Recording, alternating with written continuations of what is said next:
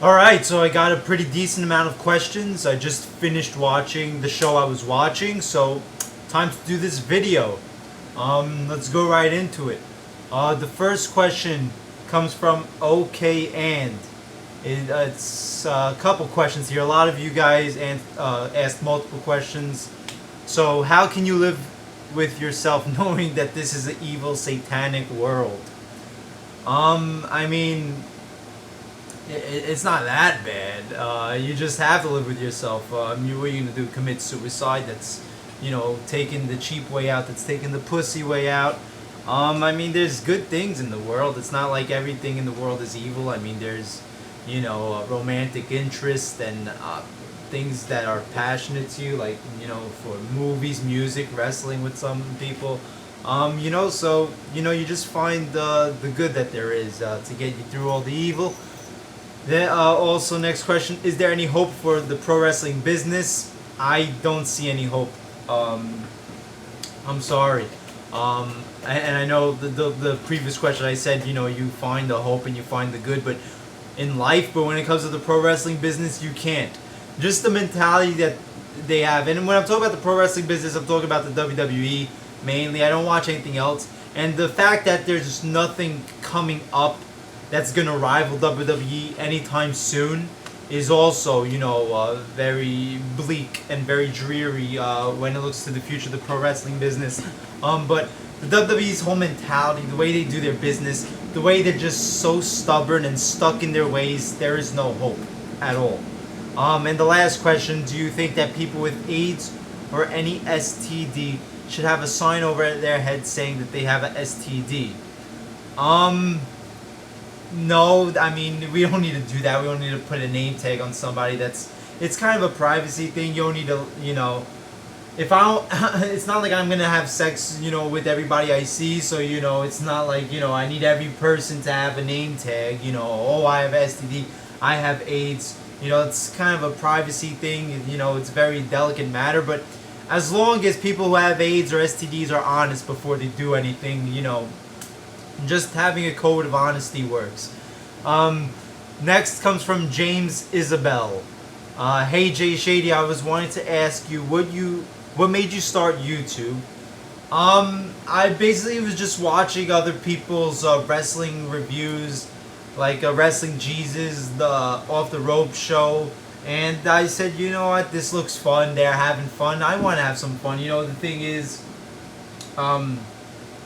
it's so hard to find fellow wrestling fans these days, in person, that internet fans really have no other choice but to go on the internet because, it's not like it's 1998 where everybody's a wrestling fan these days. I don't personally know, I personally know maybe like 2-3 wrestling fans in my life, actual human connection things. So on the internet, that's where you talk about wrestling. That's where you get stuff off your chest, I guess. And then the next question, your thoughts on Carmelo Anthony opting out? Could you fucking blame him? The Knicks are just a fucking joke. They're a disaster. They're a travesty. They shouldn't even have a fucking team in the NBA at this point. They're horrible. Their whole mindset is horrible. And they have no hope. I mean, they really do. I mean, they're very much like the WWE. There is just a very bleak and dreary future for the Knicks. I mean, what is Carmelo Anthony gonna do? Stick around and for more losing seasons, for more lost hopes of getting the big one. His best opportunity is to opt out and look for better deals, teams that might suit him best. Maybe potentially team up with LeBron James to get a ring, rather than sticking in a sinking boat, a sinking ship like the New York Knicks. And just because you get Phil Jackson to be the head of their basketball operations, that don't mean jack fucking shit when you don't have players. So there you go. I have no problem with it. Plus, I'm not really a diehard Knicks fan anyway. JKD, what is your favorite TV show? Favorite TV show of all time would probably be Breaking Bad. You could throw in the Twilight Zone in there. That's high up there. Seinfeld, but Breaking Bad, I would say, is my favorite TV show of all time. Of one that's currently on the air, I'll have to go with Game of Thrones. I would also say True Detective, but True Detective has only been around for one season, so I can't judge it, you know, based off a longevity standpoint. But for right now, I'll go with Game of Thrones for currently airing. Next question: Pepsi products or Coca-Cola products? Easily Coke. All I have in my house is fucking cherry Coke, vanilla Coke, Coke. I fucking take a bath in Coke. I love Coca-Cola. Do you trust the U.S. government? No, I mean, not at all. I'm not interested in politics or any of these government issues because it's all bullshit. It's all guys in suits trying to rob everybody. These are some of the biggest criminals in the world. What are you crying about? These are some of the biggest criminals in the world, and most of them get away with it. So no, I do not trust the U.S. government. Are you trying your hardest to become an actor? I could try harder. I think everybody could say that they could try harder with everything, but I want to try harder. That's my goal right now, is to really, really, really commit. Okay, thank you for those questions. WWE Fan 2000 Geo. Top 5 music artists of all time. This isn't in any particular order. I'll go with Michael Jackson, Elvis Presley, the Beatles, Guns N' Roses, and Radiohead. There you go, there's 5. Stop biting me. Stop. Andrew T. Do you think JR shakes his head when Cole says something dumb like he said at the end of Money in the Bank? Vince must have been high when he told Cole to say that. JR is such like a WWE puppet these days, and it's sad because he doesn't even fucking work for them. It's like Stockholm syndrome with this guy. This company has, just made JR a bitch. They're bitch. They're, just bullied the fuck out of him, fired him so many fucking times, yet he still defends them. So, I don't even want to, say, defend JR, say, oh yeah, he's, so upset. He probably agrees with this shit because he's just such a WWE propagandist also, and he doesn't even fucking work for the company.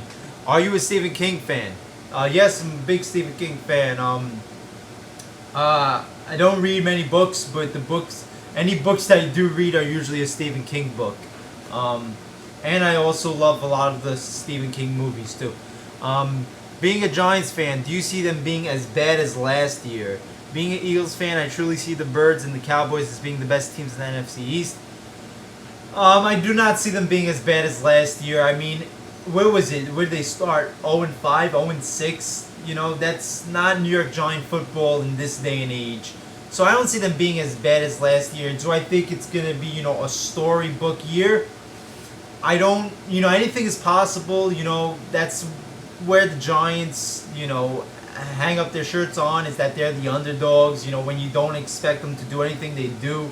They beat the Patriots. They, do amazing things. But to answer your question, no, I do not expect them to be nearly as bad as they were last year. I do expect them to make the playoffs. Have you been watching WWE pay-per-views on the network in order, one example being 98, or at random? I've been watching all WWF, WCW, and ECW pay-per-views in order from 98. That's what I've been doing, is in order. I'm like that. With everything, I have to always watch things in chronological order. It's like an OCD type of thing with me that, just to understand, the continuity, to follow things, on the same path. I don't like to jump around things and go from here to there. So yeah, that's how I do my business. Ahmad Barry, how do you feel about the Spider-Man and Batman movies? Well, I loved Spider-Man with Tobey Maguire, the original Spider-Man. And Spider-Man 2 was one of the best comic book movies of all time. So the first 2 Spider-Man movies with Tobey Maguire were amazing, part of my childhood. Watching them will always make me feel like a teenager again, a young teenager again. Spider-Man 3 sucked balls, needless to say. And I am not at all into this Andrew Garfield series. I like Andrew Garfield. I like Emma Stone. but the direction and the screenplay and the writing, and it's just all fucking horrible. The music choice, everything, the whole style is just. I feel like I'm watching a fucking, a break in between video game where you're playing, where they show you a little, a little scene in the video game, a scene where you can't actually play it. I feel like I'm watching that for these whole fucking movies. I thought Spider-Man, Amazing Spider-Man 2 was atrocious, was horrible. So yeah, they should have never rebooted this shit. This is Hollywood in this day and age. If something, doesn't, if something dies out and nothing happens to it within like a 4-year basis, they decide to reboot it. I mean, it's like ridiculous. It's not like Spider-Man 3 came out 30 fucking years ago that you had to reboot it. And why does every reboot have to start with an origin story? Don't we understand the fucking origin stories after a certain point? So yeah, Batman movies, never saw the Adam West one. Batman, the original Michael Keaton, is, a piece of, a relic of its time. It's a good movie for its time. I don't know if, it transcends eras, but it's a good movie. Same as, I enjoy Batman Returns also. Batman Forever, that's where we start getting to the shit fest in the Batman world. Joel Schumacher fucking everything up. Batman Forever is bullshit. Batman and Robin is, something you watch for comedy material, not to take it seriously. Batman Begins, one of the most underrated movies in my opinion. I rank it up there with The Dark Knight. I really do. Dark Knight, fucking fantastic, and I also love The Dark Knight Rises. A lot of people give The Dark Knight Rises too much shit. You know what? I enjoy it a lot, so fucking sue me. I love the Christopher Nolan trilogy. I'm excited for the new Gotham show coming out on Fox.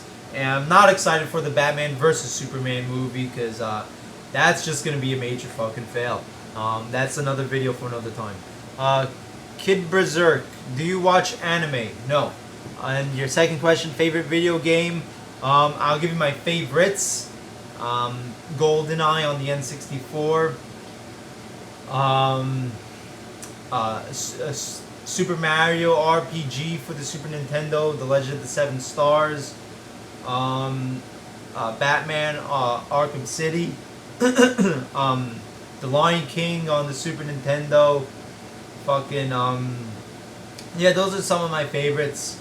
Crash Bandicoots. I'm very much of an older type of, like a platform type gamer. I love all those old games when, like, the new games today, it's like, they're so fucking easy, but they're so long, that's the thing. Like, back in the old days, like, you had, like, one continue, and then there was no checkpoints. You had to start the whole fucking game over. I like that challenge.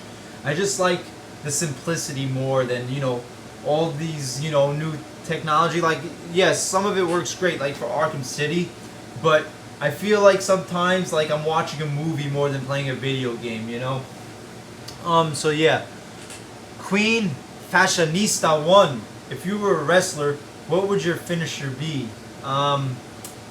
That's something that would take a lot of thought.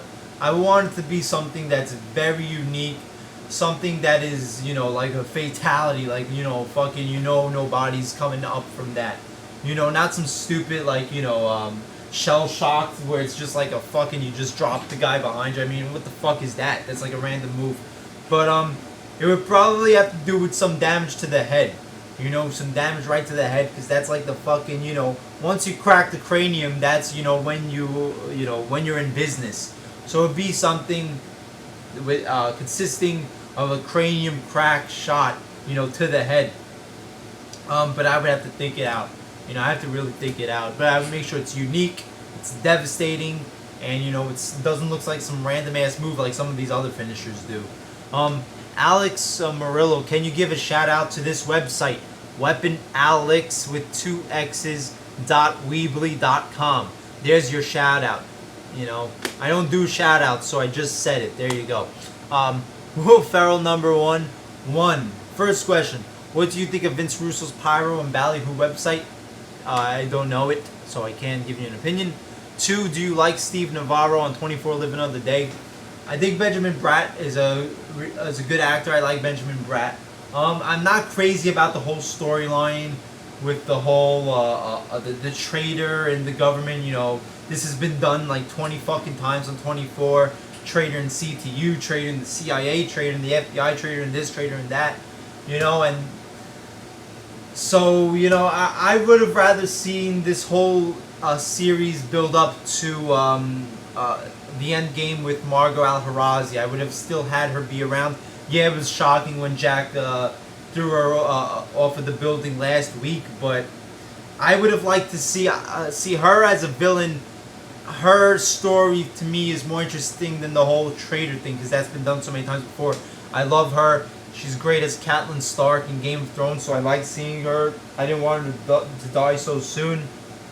So, yeah. So, you know, I mean, it's the whole storyline. You know, I'm not crazy about it. I'm really not. You know, I still enjoy the show, but I feel like the end game should have been the whole Margot Al-Harazi plot. I feel like, you know, this is just like an epilogue type of thing. You know, I just don't feel as invested in the aftermath. But he's making the most of the characters, so there you go. And the third question: who is your favorite Star Wars and Star Trek character? Favorite Star Wars character would have to be Han Solo. I mean, that's, you know, the cool one. You know, that's badass. The one that gets the chick. You know, he's you know, does his own thing, kind of a rebel. So yeah, Han Solo. And Star Trek character. I'm not a Star Trek fan. And the last question from the Wrestling Crisis: who played the better Joker, Jack Nicholson or Heath Ledger? That depends on what type of Joker are you looking for. You know, are you looking for a more, you know, comical, you know, out there, bizarre type of Joker, or are you looking for a more demented, sadistic type of Joker? And that's the Joker's pretty much two traits. And Jack Nicholson represents the, you know, the comedic, the prankster, the wacky, zany side of the Joker. Heath Ledger represents the sadistic, demented type of Joker, the screwed up in the head type of Joker. The dark one. So, you know, it depends what you're in the mood. And me personally, I like more demented and dark and psychotic and bleak.